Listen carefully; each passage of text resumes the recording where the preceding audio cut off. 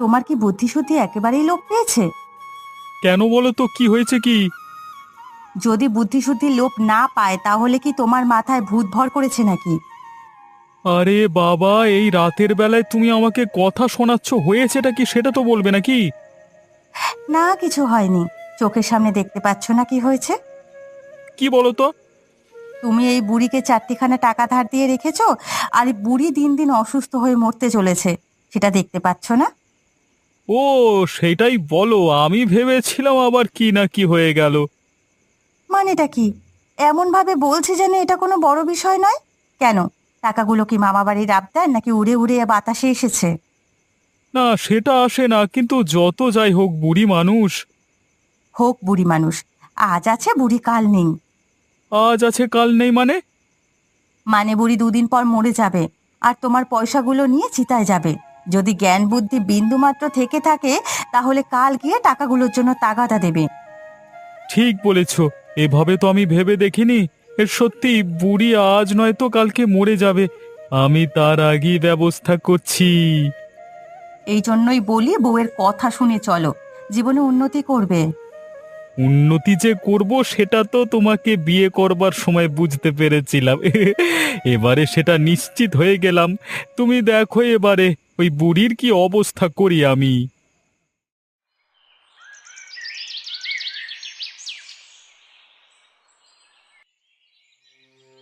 এই বুড়ি, এই তোমার কি জ্ঞান বুদ্ধি কিছু নেই?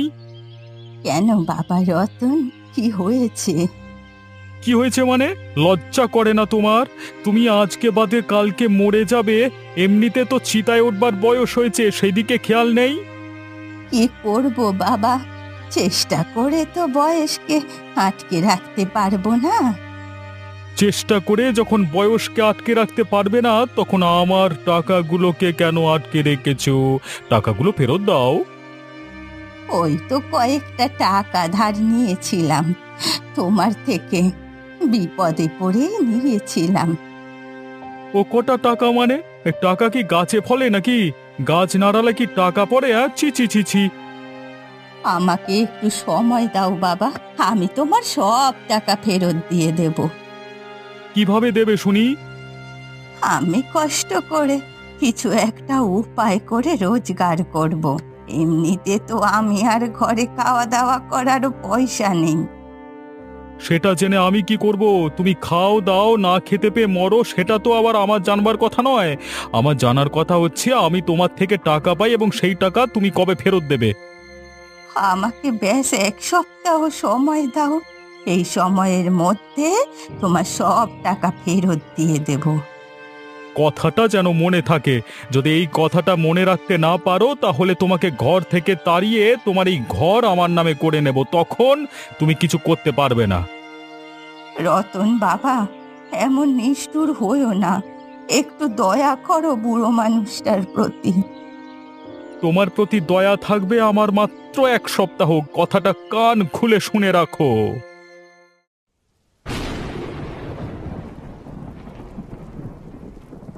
এ বাড়িতে কেউ আছে? এ বুড়িমা, আমি পলাশ। এ বাবা তুমি? আমি শহর থেকে এসেছি এই গ্রামে। কোথায় থাকবো তো কিছুই বুঝতে পারছি না। যদি তোমার কাছে একটু আশ্রয় পেতাম ভালো হতো। তোমাকে দেখে তো আমার ভদ্র ছেলেই মনে হচ্ছে, তাও তোমাকে চিনি না জানি না, এই বৃষ্টি বাদলার দিনে কোথা থেকে এসে উদয় হলে তুমি? আমি শহরে থাকি বুড়িমা। শহরে থাকতে ভালো লাগে না বলে বর্ষার সময় আমি একটু গ্রামে এসেছি ছুটি কাটাতে। কিন্তু কোথায় থাকবো কিছু বুঝতে পারছি না। যদি তুমি থাকার জায়গা দাও, একটু তোমার বাড়িতে তাহলে থাকতে পারি। দেখো বাবা, আমার তো নিজেরই থাকার জায়গা নেই, তোমাকে আর কোথায় রাখবো বলো? তার ওপর তুমি আবার শহরের মানুষ। আমি শহরের মানুষ বলে কোনো চিন্তা করতে হবে না। আমাকে যেখানে থাকতে দেবে সেখানেই থাকবো। এই মাটির ভাঙা বাড়িতে থাকবার জন্যই তো আমি এসেছি। তা ভালো কথা, কিন্তু খাবে কি? আমি তো গরিব মানুষ, তোমাকে আমি ভালো খাবার খাওয়াতে পারবো না। আমি তো নিজেই খেতে পাই না ঠিক করে। তোমাকে কিচ্ছু চিন্তা করতে হবে না। তুমি আমাকে যা দেবে তাই খাবো। আর তাছাড়া আমি নিজেরটা নিজেই জোগাড় করে নেওয়ার চেষ্টা করব, সাথে তোমারটাও।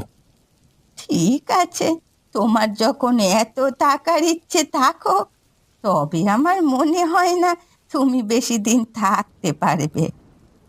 আরে তুমি অত চিন্তা করো না তো বুড়িমা। দেখো না, আমি তোমার কাছে তোমার ছেলের মতোই থাকবো। ঠিক আছে বাবা, থাকো এই গরিবের ঘরে, তোমার এই একাকী বুড়িমার কাছে। তোমার যতদিন ইচ্ছে তুমি থাকো। কে ভাই তুমি? তোমাকে তো এর আগে কখনো গ্রামে দেখিনি। আমার নাম পলাশ। আমি শহরে থাকি। গ্রামে এসেছি ছুটি কাটাতে, বুড়িমার কাছে উঠেছি। কি বললে তুমি? শহর থেকে এসে উঠেছে ওই ভিখারি বুড়িমার কাছে? বুড়িমা গরিব হতে পারে, কিন্তু মনের দিক থেকে খুব ভালো। থাক ভাই, আমাকে আর জ্ঞান দিতে এসো না। আরে এসেছো যখন, তখন কদিন থেকেই দেখো না মজাটা। কেন, কিসের মজা? দুদিন পর যদি দূর দূর করে তোমার পেছনে লাথি মেরে তাড়িয়ে না দেয়, আমার নাম নয়। কেন, বুড়িমা তো ওরকম একটা ভালো মানুষ, আমাকে তাড়িয়ে দিতে যাবেন কেন? তাড়িয়ে দিতে যাবে তার কারণ হচ্ছে বুড়িমা নিজেই খেতে পায় না, আমার থেকে টাকা ধার করে সংসার চালায়। আর তোমাকে বসিয়ে বসিয়ে খাওয়াবে বলে তোমার মনে হয়? আমি দেখেছি বুড়িমা গরিব, তবে গরিব হলেও মন ভালো। আর যাদের মন ভালো হয়, ওপরওয়ালা তাদের সাথে থাকেন। তোমরা থাকো তোমাদের ওপরওয়ালাকে সাথে নিয়ে। আমার কথা যদি মিলে না যায়, তবে আমার নামে চাইলে তুমি কুকুর পুষতে পারো। ঠিক আছে ঠিক আছে, দেখা যাবে। ঠিক আছে, তুমি তোমার কাজে যাও, আমি একটু গ্রামটা ঘুরে আসি। যাও ভাই যাও, দেখো এই পচা গ্রামে কি দেখবে।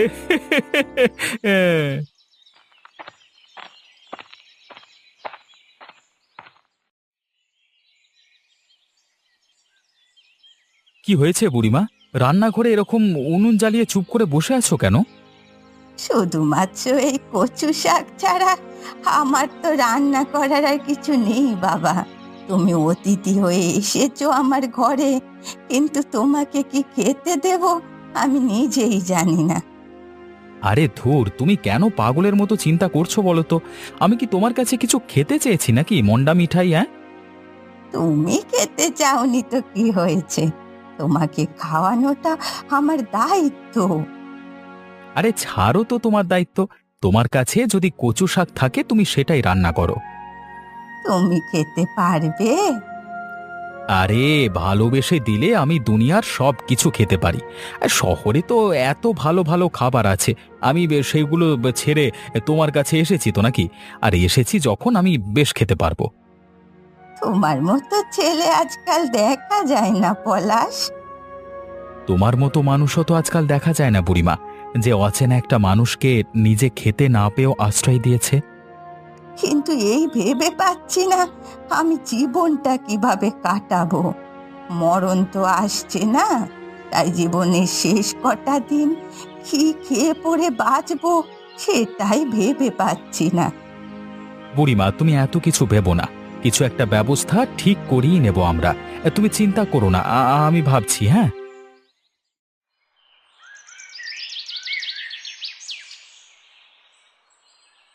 বুড়িমা, তোমার সাথে কিছু কথা ছিল বুঝলে। কি কথা ছিল বাবা? কালকে রাতে বলেছিলাম না, আমি কিছু একটা উপায় বের করব। আমি খুঁজে বের করেছি একটা উপায়। কি উপায় বলো? তোমার কচু শাক আমার খুব ভালো লেগেছে। এমনিতে বর্ষার সময়, তাই তুমি যদি এই কচু শাক এখন বানিয়ে লোকের মধ্যে বিক্রি করো, তাহলে গ্রামের লোক খুব ভালোবাসবে। আমার কচু শাক রান্নাকে তোমার মনে হয়েছে লোকের ভালো লাগবে? অবশ্যই লাগবে। তার প্রথম কারণ হচ্ছে যে এমনিতে কচু শাক বর্ষার দিনে চুলকায়, কিন্তু তোমার রান্নাটা খেয়ে আমার একটুও গলা চুলকায়নি, একটুও কষ্ট হয়নি, এবং উল্টে ভালো লেগেছে খুব। শহরেও এরকম রান্না পাওয়া যায় না। তাই বলছি, তুমি এবার থেকে এটাই করো। এটা করলে তোমার সংসারের অভাব দূর হবে, আর তার সাথে তুমি আনন্দে থাকতে পারবে। ঠিক আছে বাবা, তুমি যখন সাহস দিচ্ছ তখন আমি এবার থেকে কচু শাক তুলে সেটা রান্না করে বাজারে বিক্রি করব। ঠিক আছে বুড়িমা, আমিও তোমাকে সাহায্য করব। তুমি যদি না আসতে তাহলে আমাকে এই বড় বুদ্ধিটা কে দিত বলো তো? দেখলে তো, ওপরওয়ালা যা করে ভালোর জন্যই করে। একদম ঠিক বলেছ ভাই। সত্যি মানুষকে রাস্তা দেখানোর জন্য কাউকে না কাউকে তিনি ঠিক পাঠিয়ে দেন। একদম ঠিক কথা। তবে আমি চাইবো আমার বুড়িমার মুখে হাসি দেখতে। কেউ যেন তাকে কষ্ট দিয়ে অপমান করে এই বাড়ি থেকে বের না করে দেয়, আমি সেটাই চাইবো। আমি এখনই যাচ্ছি কচু শাক আনতে। এই বুড়িমা, কি করছো শুনি? আরে বাবা রতন, আমি কচু শাক তুলছি। কাকে জিজ্ঞাসা করে কচু শাক তুলেছো তুমি? কাউকে জিজ্ঞাসা করতে হবে নাকি? জিজ্ঞেস করতে হবে না কেন? বাপের জায়গা পেয়েছো নাকি? কেন? এটা তো এমনি আজোয়া জঙ্গল। এখান থেকে যদি আমি দুটো কচুর শাক তুলে নিয়ে যাই তাহলে কার কি ক্ষতি হবে? এটা আমার জায়গা, সেটা তোমার জানা উচিত। আর তুমি আমার জায়গা থেকে তুলছো, আমাকে জিজ্ঞেস করোনি? তোমার সাহস কি করে হলো? কিন্তু ঘটনা হচ্ছে, আমি কচু শাক রান্না করে বাজারে বিক্রি করে তোমার ধারে সব টাকা মিটিয়ে দিতে চাই। এই শোনো বুড়ি, আমাকে তুমি গল্প দিতে শোনা। গাছে কাঁঠাল আর গোঁফে তেল, হ্যাঁ। তুমি এখান থেকে কচু শাক তুলে নিয়ে গিয়ে আমারই ক্ষতি করবে, আবার সেই টাকা নিয়ে এসে আমাকেই দেবে? তোমার বাড়ির ওই শহরে চালাক পলাশ তোমাকে সব বুদ্ধি দিচ্ছে বোধহয়, না? হ্যাঁ, পলাশ বলেছে বটে, আমার রান্না খেয়ে যে আমার কচু শাক বিক্রি করলে সবাই খুব পছন্দ করবে। তোমার আর তোমার এই পলাশ, এই দুজনকেই মেরে আমি হাড় ভাঙা করে দেব। দেখো, আমি গরিব বুড়ি হতে পারি, কিন্তু আমারও কিন্তু একটা মান সম্মান আছে। তুমি এরকম ভাবে আমাকে বলতে পারো না। তাছাড়া আমি তোমার থেকে বয়সে কত বড় বলো তো? দাঁড়া, তোকে দেখাচ্ছি বুড়ি। এই রতন, তুমি আমার দিকে এরকম তেড়ে আসছো কেন? যা বেটি, তুই নিপাত যা। ও বাবা গো, আমাকে মেরে ফেললো গো। ওরে বাবা, আমি পড়ে গেলাম, বাঁচাও গো। আজ কি আমি তোকে শেষ করে দেব। এখানে যদি একটা লাঠি পেতাম না, তাহলে মেরে এক্ষুনি হাড়গুলো ভেঙে রেখে দিতাম। একেবারে খেলা শেষ করে দিলে তাহলে তোর ঘরের অধিকার নিয়ে আমি নিজের সব টাকা উসুল করে নিতে পারতাম। আমি তোমার পায়ে পড়ছি রতন, আমাকে ক্ষমা করে দাও। ছেড়ে দাও আমাকে রতন, ছেড়ে দাও। এবারের মতো ছেড়ে দিচ্ছি, পরের বার যদি দেখি তাহলে এখানেই খতম করে রেখে যাব, ঠিক আছে?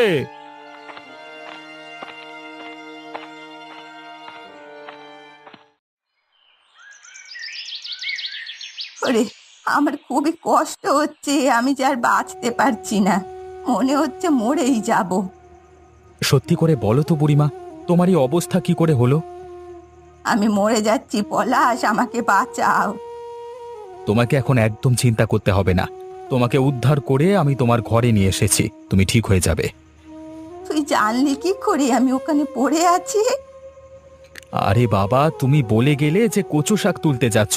কোন দিকে তুলতে যাবে তুমি আমাকে আন্দাজে দেখিয়েছিলে। তারপর যখন সকাল থেকে দুপুর পেরিয়ে বিকেল হয়ে গেল, আমি চিন্তিত হয়ে তোমাকে খুঁজতে বের হই। তারপর খুঁজতে খুঁজতে তোমাকে পাই ওই অবস্থায়। তোর মতো ছেলে ছিল বলে আজ আমি বেঁচে গেলাম। রতনের থেকে খুব কষ্টের সময় কিছু ধার নিয়েছিলাম। ওই সেই টাকাগুলো নেওয়ার জন্য আমাকে শাসিয়ে গিয়েছিল। আর যখন ওই জঙ্গল থেকে আমি কচু শাক তুলতে গিয়েছিলাম, তখন ও আমাকে মেরে এই অবস্থা করেছে। তুমি একবার ঠিক হয়ে ওঠো বুড়িমা। ওই শয়তান রতনের বাচ্চা জানে না যে পলাশ কি জিনিস।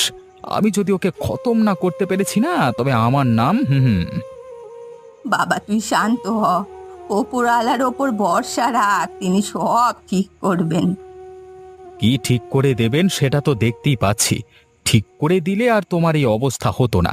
তোমাকে এরকম কষ্টের মধ্যে পড়ে থাকতে হতো না, বুঝলে? তোমাকে এই কষ্টের মধ্যে দেখে বারবার আমার নিজেকে অপরাধী মনে হচ্ছে। তুই কেন নিজেকে দোষ দিচ্ছিস? উল্টে তুই তো আমাকে বাঁচিয়েছিস।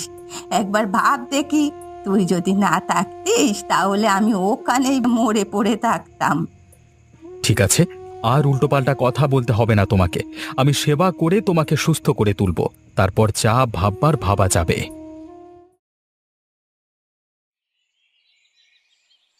বাবা গো, মরে যাচ্ছি নীলিমা, আমাকে এই কষ্ট থেকে উদ্ধার করো তুমি। হে কি, তোমার পায়ের ঘাটা তো বড্ড বেড়ে গেছে। আমার একটা পা যে পচে গেল, এবার আমি কি করব? আমার জীবনটা যে শেষ হয়ে গেল নীলিমা। কেন পাগলের মতো কথা বলছো? সব ঠিক হয়ে যাবে। এত বড় কাণ্ডটা ঘটালে কি করে তুমি? আর বলো না তুমি, সেদিন বুড়িমাকে মারতে গেছিলাম, আর তখনই কিসে যেন একটা লেগে আমার পা কেটে যায়। তারপর থেকে সেটাই পচতে পচতে এরকম ভয়ানক রূপ নিয়েছে। একটু সাবধানে কাজ করবে তো। ব্যাপারটা সেটা নয়, ব্যাপারটা হচ্ছে যে আমি বুঝতে পেরেছি বুড়িমার উপর প্রতিশোধ নিয়ে আমি ভুল করেছি। ওই অসহায় বুড়িমাকে কষ্ট দেওয়ার ফলেই হয়তো আমার এই ভয়ানক দিন দেখতে হচ্ছে। আর কি করবে বলো, সবই কপাল। কপাল বলে তো আর ছেড়ে দিতে পারি না। আমাকে যে ঠিক হয়ে উঠতেই হবে নীলিমা, না হলে সংসারটা কি করে চলবে বলো? আর কিছুদিন অপেক্ষা করো, দেখবে তোমার ঘা শুকিয়ে গিয়ে তুমি একদম ঠিক হয়ে উঠেছো আগের মতো। ভরসা দিচ্ছ তুমি? সব সময়ের জন্য ভরসা দিচ্ছি তোমাকে। ঠিক আছে, তুমি যদি ভরসা দাও, তাহলে আমি ভরসা করে কষ্ট সহ্য করে বেঁচে উঠবার একটা শেষ চেষ্টা করতে পারি। তুমি দেখো না গো, সব ঠিক হয়ে যাবে। একটু শান্ত হও তো তুমি। তোমাকে যে কি বলে ধন্যবাদ দেব জানি না পলাশ। তুমি কি পাগল হলে বুড়িমা? আমাকে তুমি ধন্যবাদ দিতে যাবে কেন খামোকা? ধন্যবাদ দেব না তো কি করব বলো? তোমার জন্যই তো আজ আমি বেঁচে উঠেছি। আর যদি তোমার জায়গায় আমার নিজের মা হতো, তাহলে কি আমি এই কাজটা করতাম না বলো? তুই যে আমাকে নিজের মায়ের চেয়েও বেশি ভালোবাসিস, সেটা আমি বুঝতে পারি পলাশ। আমার যদি নিজের কেউ থাকতো, তাহলে সে আমার জন্য এত করতো কিনা আমি জানি না। আজ তোর সেবা শুশ্রূষাতেই জমের মুখ থেকে ফিরে এসেছি আমি। এইবার এই তো জমের মুখে পাঠানোর দায়িত্ব রতনকে। দেখো আমি ওর কি করতে পারি। না পলাশ, তুই কিচ্ছু করবি না। তুমি এরকম কথা বলছো বুড়িমা? যে তোমার এত বড় ক্ষতি করলো, যে তোমাকে মেরে ফেলতে চেয়েছিল, তাকে তুমি শাস্তি দেবে না? না, দেব না। কারণ আমি সারা জীবন সৎ থেকেছি এবং ওপরওয়ালার ওপরেই ভরসা রাখতে শিখেছি। তোমার কথা আমি রাখবার চেষ্টা করব। তবে ওই রতন যদি কোনো রকম ছোটলোকগিরি করে, তাহলে কিন্তু ওকে আমি ছেড়ে দেব না। কথাটা আগেই তোমাকে জানিয়ে রাখলাম। আমি তোকে দিব্যি দিচ্ছি যে তুই ওর কোনো ক্ষতি করবি না। ঠিক আছে, এতদিন যখন তোমার কথা শুনে এসেছি, এই বিষয়ে আমি তোমার কথাই শুনবো।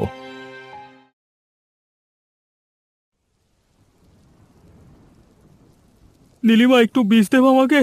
আমি যে আর বাঁচতে চাইছি না নীলিমা। ওরে বাবা!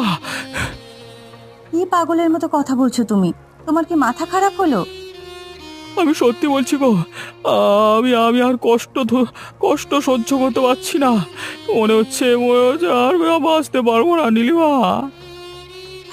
দেখো, আমি তো এত চেষ্টা করেও একটা ডাক্তার জোগাড় করতে পারলাম না গ্রামে। তার উপর এই বৃষ্টির দিনে আমি কোথায় কার কাছে সাহায্যের জন্য যাই বলো তো? একটাই উপায় আছে, কিন্তু সেই উপায়টাও আমরা বন্ধ করে দিয়েছি গো। কি সেই উপায়?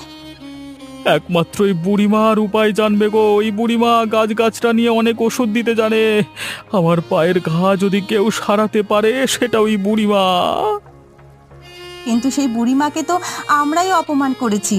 ঠিক আছে, তুমি চিন্তা করো না, আমি হাতে পায়ে ধরে হলেও ওই বুড়িমাকে ঠিক রাজি করাবো তোমার চিকিৎসা করানোর জন্য। তুমি বিশ্বাস করো, আমরা যে কাজটা করেছি সেটা একদম ঠিক করিনি গো। আমি কাল সকালে গিয়ে বুড়িমার পায়ে ধরে ক্ষমা চেয়ে নেব।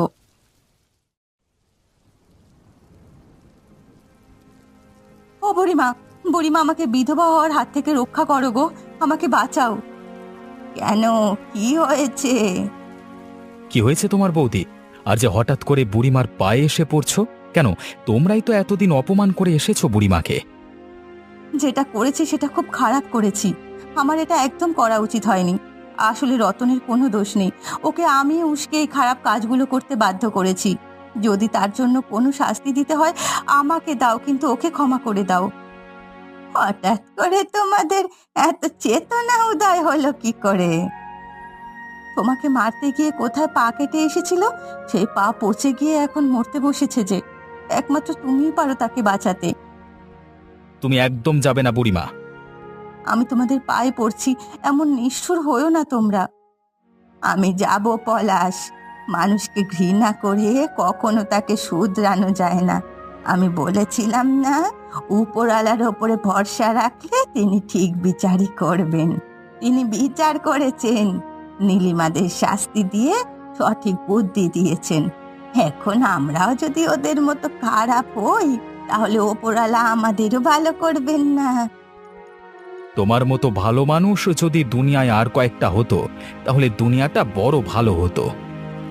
চিন্তা করিস না পলাশ, রতনের মতো এই দুনিয়ায় মানুষ একদিন সবাই ভালো হয়ে যাবে, এটাই আশা রাখি।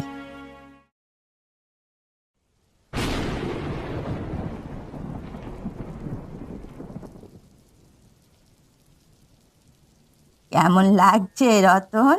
কষ্ট কমলো? এখন খুব ভালো লাগছে বুড়িমা। আমাকে ক্ষমা করে দাও তুমি।